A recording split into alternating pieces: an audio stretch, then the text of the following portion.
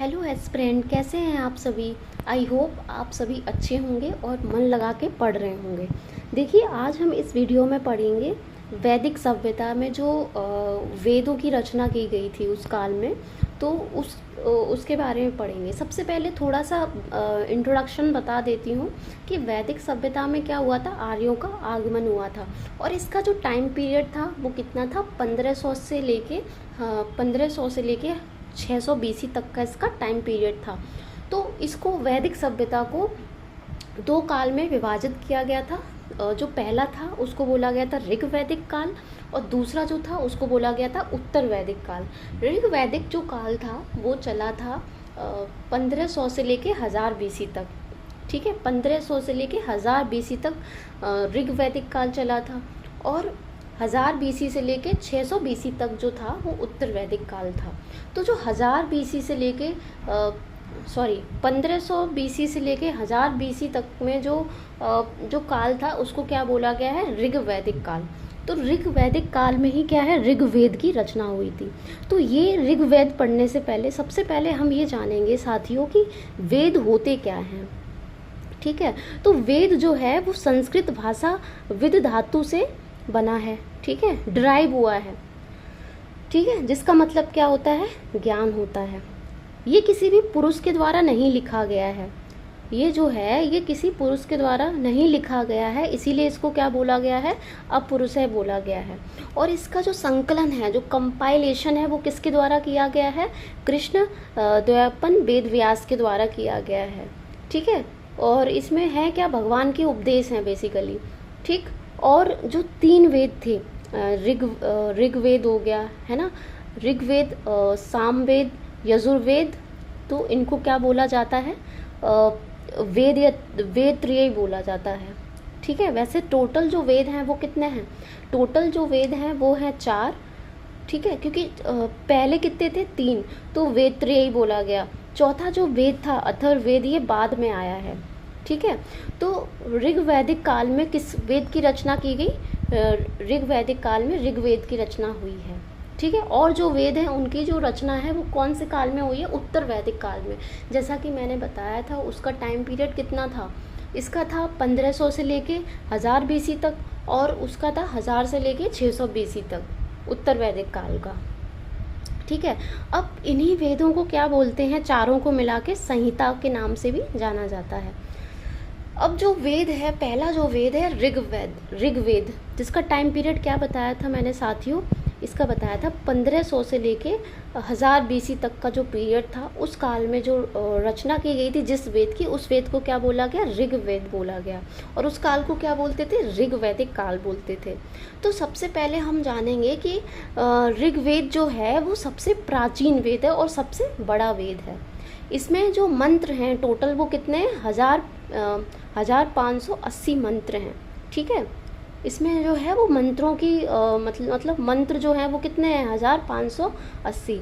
और इनकी जो रचना, इसकी जो रचना है वो किसने की है, प्रजापति ने की है। और इसके जो ब्राह्मण ग्रंथ हैं वो कौन कौन से हैं, ऐत्रेय तथा कौशिकी ब्राह्मण ग्रंथ हैं इसके। ठीक है, अब देखिए ये है, इसको जो पढ़ता है, जैसे कि आजकल जो पंडित हैं वो मंत्र पढ़ते हैं तो उनको पंडित बोला जाता है। वैसे ही जो उस टाइम पे पुरोहित जो थे वो पढ़ते थे, उसको क्या बोला जाता था, होत्र बोला जाता था। ठीक है, और इसमें क्या है, शूद्र शब्द का भी वर्णन देखने को मिलता है इस वाले वेद में। ठीक, अब ऋग्वेद का जो उपवेद है वो क्या है, आयुर्वेद है। और इसमें जो सबसे ज़्यादा जो महत्वपूर्ण जो नदी है वो यमुना है, क्योंकि इसमें 3 बार यमुना नदी का वर्णन हुआ है। ठीक है, गंगा का 1 बार, ऐसे पूछ लिया जाता है कभी कभी, तो इसलिए हमें पता होने चाहिए। अब सबसे पहले इसमें क्या है, 10 मंडल हैं। इसमें क्या है, 10 मंडल हैं। ठीक है, 10 मंडल मतलब चैप्टर। ठीक, और 1028 क्या है, सूक्त हैं। ठीक है, उसमें भी 1017 क्या है, मूल सूक्त हैं और 11 जो हैं वो बाल खिल्ले सूक्त हैं। ये साथियों जो मंडल होते हैं वो क्या होते हैं, अध्याय होते हैं, चैप्टर्स। ठीक है, क्योंकि ऋग्वेद देखा जाए तो एक तरीके से एक बुक ही है, ग्रंथ ही तो है। तो इसमें क्या है, 10 चैप्टर्स हैं और 1028 क्या हैं, सूक्त जो होते हैं उनको क्या बोला जाता है, श्लोक बोला जाता है। तो कितने हैं, 1028 श्लोक हैं। ठीक, उसमें से भी क्या है 1017 मूल सूक्त हैं और बाल खिल्ले सूक्त कितने हैं 11। अब सबसे पहले हम ये देखेंगे जो 10 मंडल हैं, तो 10 जो चैप्टर्स हैं उसमें से जो पहला और जो 10वां था, ठीक है, इसको बाद में इसकी रचना हुई है। तो जो 2 से लेके 7 तक के जो मंडल हैं उसको क्या बोला जाता है, गोत्र मंडल बोला जाता है, ऋषि मंडल बोला जाता है और वंश मंडल भी बोला जाता है। ठीक है, और ये जो 7वां मंडल है इसमें 10 राग के युद्ध का वर्णन होता है, जो कि कहाँ हुआ था, पुरुषड़ी नदी के किनारे हुआ था, जिसको रावी नदी के नाम से हम जानते हैं। तो 10 राग का युद्ध हुआ था, इसका वर्णन कहाँ मिलता है, 7वें मंडल में मिलता है 10 राग युद्ध का। ये युद्ध किसके बीच में हुआ था, सुदास और 10 लोगों के बीच में हुआ था, जिसमें सुदास की क्या हुई थी, विजय हुई थी। अब जो पहला और 10वां जो मंडल है, जिसको नवीन मंडल बोला जाता है क्योंकि इसका बाद में कंपाइलेशन हुआ था। ठीक है, अब देखो 10वें मंडल में क्या है, 10वें मंडल में पुरुष सूक्त का वर्णन किया गया है। ठीक है, उस टाइम पे जो सबसे महापुरुष माने जाते थे तो वो ब्रह्मा जी माने जाते थे। तो ऐसा माना जाता है, ऐसा मान्यता है कि जो ब्रह्मा जी के मुख से निकले हैं उनको क्या बोला गया था, ब्राह्मण बोला जाता था, और जो भुजा से निकले उनको क्षत्रिय, और जो जांग से निकले हैं ब्रह्मा जी के उनको वैश्य बोला गया, और जो पैरों से निकले हैं उनको शूद्र बोला गया। ठीक है, उस टाइम पे साथियों ऋग्वैदिक जो काल था, उस टाइम पे जो ये वर्णन हुआ था, जो वर्ण व्यवस्था थी, वो किसके आधार पे थी, कर्म के आधार पे थी। मतलब जो लोग युद्ध लड़ते थे उनको क्या बोला जाता था, क्षत्रिय, और जो बिजनेस वगैरह करते थे उन्हें क्या बोला जाता था, वैश्य, और जो सेवा वगैरह करते थे लोगों की उनको शूद्र बोला जाता था। ठीक है, आगे चल के जैसे जैसे उत्तर वैदिक काल में गए तो ये जो हो गई, ये जो वर्ण व्यवस्था हो गई वो किसके बेसिस पे होने लगी, जात वंशानुगत हो गई। ठीक है, जैसे कि अगर जो ब्राह्मण है उसका बेटा क्या होगा, ब्राह्मण होगा, और क्षत्रिय का बेटा क्षत्रिय होगा। ठीक है, लेकिन ऋग्वैदिक काल में जो ये व्यवस्था थी वो किसके आधार पे थी, कर्म के आधार पे थी। ठीक है, बाद में जाके उत्तर वैदिक काल में जो थी ये वंशानुगत हो गई। ठीक है, अब देखेंगे तीसरे मंडल में किसका वर्णन देखने को मिलता है, गायत्री मंत्र का, जो किसके द्वारा लिखा गया था, विश्वामित्र के द्वारा लिखा गया था। और ये क्यों लिखा गया था, इसका रीज़न क्या था, क्योंकि उस टाइम पे आर्यों को इतना विशेष महत्व नहीं दिया जा रहा था, तो उनको विशेष महत्व मिले इसलिए इन्होंने गायत्री मंत्र की रचना की। और ये जो गायत्री मंत्र था ये सूर्य देवता को समर्पित था। अब 9वें मंडल की बात करते हैं, ये सोम देवता को समर्पित था। ठीक है, सोम देवता मतलब वनस्पति के जो देवता थे उनको क्या बोलते थे, सोम देवता बोलते थे, जिनका वर्णन किसमें मिलता है, 9वें मंडल में मिलता है। ठीक है, तो ये कुछ इम्पॉर्टेंट बातें थी जो कि किस में देखने को मिलती हैं, ऋग्वेद में देखने को मिलती हैं, और काफ़ी एग्जाम पॉइंट ऑफ व्यू से भी इम्पॉर्टेंट है। अब क्वेश्चन ये बनता है कि इस वाले काल में लोग किसकी पूजा ज़्यादातर करते थे, तो इंद्र की पूजा करते थे, क्योंकि इसका वर्णन 250 बार मिलता है, किसका, इंद्र का। ठीक है, तो इंद्र देवता की पूजा की जाती थी, जो कि पुरंदर नाम से भी जाने जाते थे। ठीक, अब देखिए पवित्र नदी जो थी इस काल में वो कौन सी थी, सरस्वती, जिसे पहले घग्गर बोला जाता था। और जो इम्पोर्टेंट नदी है, महत्वपूर्ण जो नदी थी वो सिंधु थी। लेकिन पवित्र नदी अगर पूछी जाए ऋग्वैदिक काल में कौन सी थी, तो सरस्वती। ठीक है, तो ये कुछ इम्पॉर्टेंट चीज़ें हैं जो मैंने डिस्कस करी हैं, बहुत ही ज़्यादा एग्जाम पॉइंट ऑफ व्यू से इम्पॉर्टेंट है। अब देखिए दूसरा जो है वो क्या है, सामवेद। दूसरा जो है वो वेद कौन सा है, सामवेद। तो सामवेद मतलब क्या, साम का अर्थ होता है गान, मतलब इसमें संगीत का इसमें जो है वर्णन देखने को मिलता है, किसमें, सामवेद में। इसको भारतीय संगीत जनक भी बोला गया है, क्योंकि इसका यहीं से ओरिजिन हुआ है संगीत का, सामवेद से। जो 7 जो स्वर थे इसमें, सा रे गा मा पा धा नी सा, इनकी भी उत्पत्ति इसी वेद से हुई है, किससे, सामवेद से हुई है। ठीक है, अब इसका जो उपवेद है वो कौन है, गंधर्व वेद है। ठीक है, और ये जो है भारतीय शास्त्रीय संगीत का मूलभूत ग्रंथ भी इसको बोला गया है, क्योंकि यहाँ से ही ओरिजिन हुआ है संगीत का। इसके रचनाकार कौन थे, नारद थे, और इसको जो गाता था, मतलब जो इसको जो पढ़ता था उसको क्या बोलते थे, उद्गाता बोलते थे। और इसमें जो कुल मंत्र हैं वो कितने हैं, 1875 हैं।